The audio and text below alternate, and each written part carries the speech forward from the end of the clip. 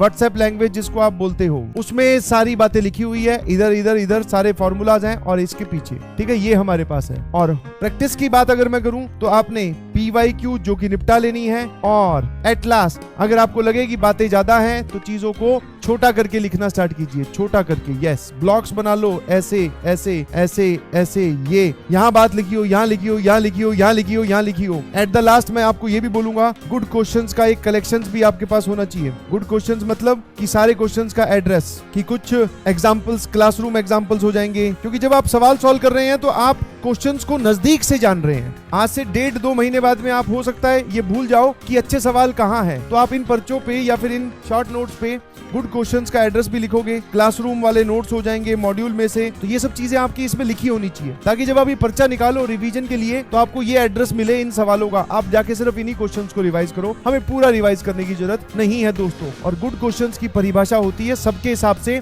Good question very करते हैं, समझ में आया? तो ऐसा करिएगा जरूर।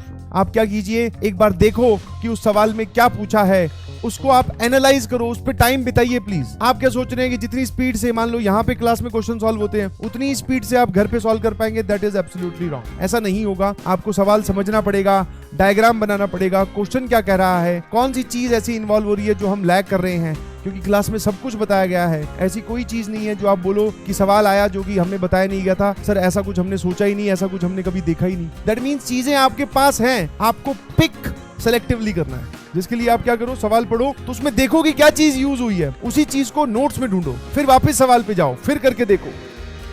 किसी चीज के पीछे इतनी जोरदार तरीके से पड़ जाइए कि पूरी कायनात आपको उस चीज से मिलाने में लग जाए। कहते हैं अगर किसी चीज को दिल से चाहो